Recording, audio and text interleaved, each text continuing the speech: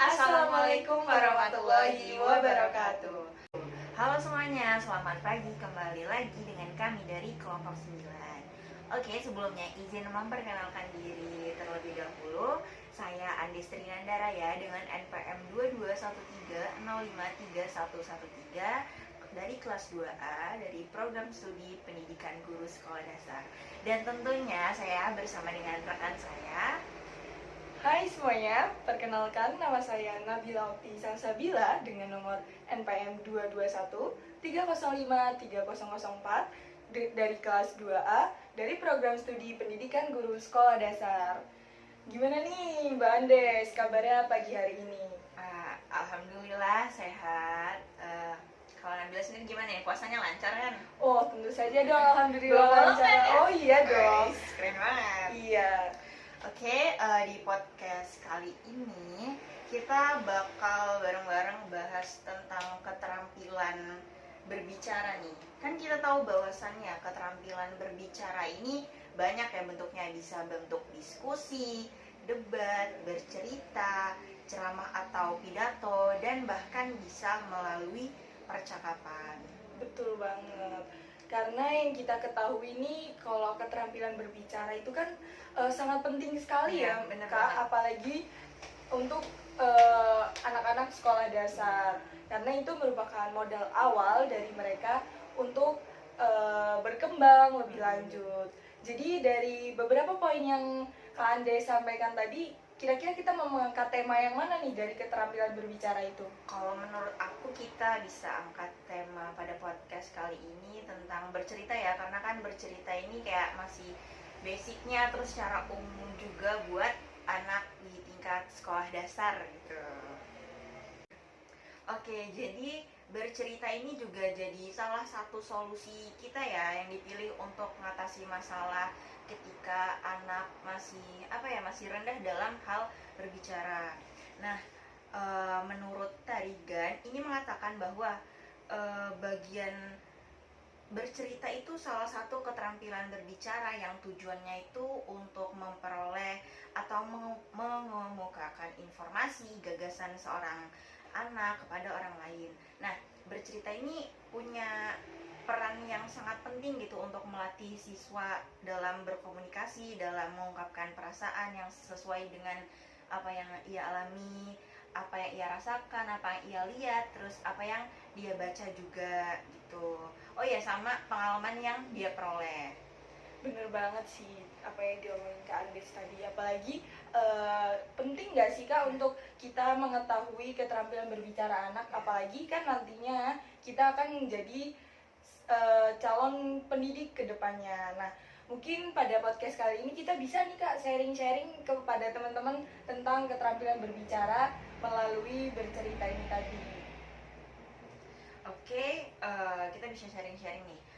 Menurut Nabila nih, biasanya anak bercerita itu sumbernya dari mana sih? Kalau pengalaman dari aku dulu ya, mungkin kalau aku bisa dari pengalaman, mungkin pengalaman apa yang pernah terjadi. Mungkin misalnya kayak aku habis beli baju baru nih, nah kan biasanya aku bakal bercerita gitu, entah kepada ke orang tua aku atau kepada biasanya teman sekolah, atau mungkin selain itu bisa lewat dari kan Kak Andis tahu nih cerita-cerita rakyat itu banyak, bisa dari cerita dongeng. Contohnya mungkin kita bisa membeli buku kayak Cinderella. Nah itu nanti biasanya kalau dulu aku itu sempat disuruh bercerita juga di depan kelas. Jadi kita membaca buku cerita, nanti aku mengulas kembali gitu sih Kak Andis. Kalau Kak Andis sendiri gimana? Ya, kalau menurut pengalaman aku ya, kita cerita itu sesuai sama pengalaman apa yang kita rasakan, apa yang kita lihat gitu. Misalkan kayak cerita aku waktu libur semester gitu kan, aku cerita ke saudara atau ke teman gitu, dari pengalaman sih gitu. Tapi kalau aku boleh tahu nih, kalau dari perspektif Kak Ande sendiri, biasanya tuh anak-anak tuh lebih nyaman bercerita ke siapa sih? Oke, kalau menurut aku karena kan anak di tingkat sekolah dasar ini sering banget sih ya ketemu sama teman kelas atau teman sebaya. Jadi teman sebaya ini jadi salah satu tempat anak bercerita gitu. Tapi selain itu juga orang tua juga bisa misalkan anak itu punya keluh kesah tentang tugas, tentang apa gitu, dia lagi pokoknya ngungkapin perasaannya bisa bercerita lewat orang tua gitu. Bener banget sih. Selain itu juga kan mungkin kita nih yang nanti sebagai calon tenaga pendidik bisa jadi Iya, tempat bener bercerita banget. anak-anak kita itu nanti. Jadi mungkin dari hal-hal kecil bisa kita terapkan di dalam kelas. Mungkin bercerita di depan kelas gitu udah menjadi langkah awal kali ya, Iya, Mbak. benar. Jadi buat teman-teman yang nantinya bakal jadi calon tenaga pendidik nih ke depannya bisa banget mulai menerapkan berani bercerita di depan kelas. Itu bisa melatih mental ya Kak Iya. ya, percaya diri anak. Gitu sih. Oke. Lalu topik cerita yang biasa dia ceritain ke teman sebaya, ke orang tua itu kira-kira menurut Nabila apa sih? Nah, kalau topik yang sering diceritain anak-anak tuh biasanya topik-topik yang menarik ya Kak. Mungkin kayak yang tadi aku bilang di awal, mungkin dari pengalaman. Misalnya pengalaman aku liburan semester.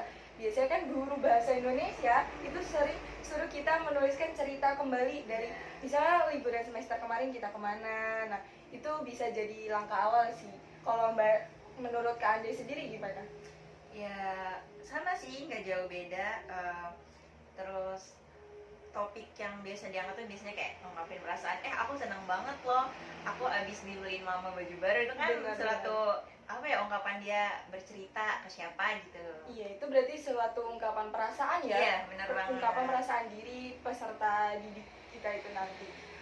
Mungkin dari yang sering kita lihat di TikTok atau di mana tuh kan banyak nih sekarang guru-guru yang selalu setiap baru datang menanyakan perasaan mereka. Iya, benar. Nah, itu bisa jadi pedoman awal seorang tenaga pendidik Iya, jadi untuk contoh ya. benar, kedepannya kita harus lebih mendekatkan diri gitu kepada peserta didiknya biar adanya keterkaitan atau dekat Ya, gitu hubungan yang loh. erat ya. Benar. Jadi dia bisa terbuka mau Benar, cerita apa aja benar. ke guru itu. Benar banget.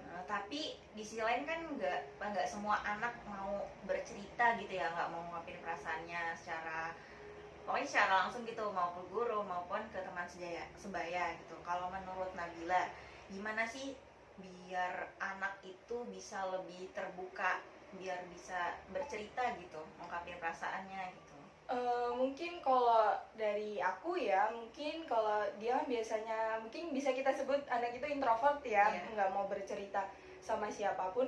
Mungkin kalau dari aku langkah di awal itu bisa kita menulis di buku diary mungkin. Iya. Kita bisa menulis misalnya hari ini aku lagi sedih loh, aku lagi capek atau gimana, itu kayak bisa.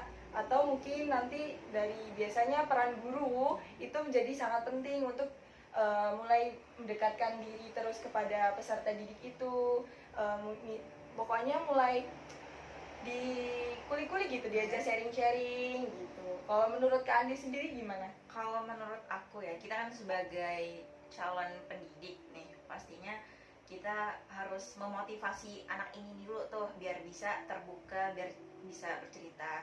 Terus bisa juga kita ngasih apresiasi ke dia Benar ketika banget. bercerita. Kayak misalkan dia cerita tentang ini, wah kita harus mengapresiasi, wah cerita kamu keren banget Iya, nih, bagus sangat banget, motivasi gitu. banget gitu sih. Benar, berarti intinya tidak ada perbedaan ya. Iya, Jadi benar kita sebagai calon tenaga pendidik nih teman-teman kedepannya, berarti kita harus pintar-pintar untuk cara mendekatkan diri kepada peserta didik. Mungkin cukup sampai di sini podcast kita pada kali ini. Sebelumnya aku mau ucapin terima kasih kepada Kak Nabila. Aku juga mau ngucapin terima kasih nih kepada Kak Andes yang udah mau meluangkan waktunya untuk kita ngobrol, sharing-sharing tentang keterampilan berbicara pada anak, terutama melalui bercerita ya Kak. Oke, sekian podcast kita pada hari ini. Kami akhiri. Wassalamualaikum warahmatullahi wabarakatuh. Terima kasih.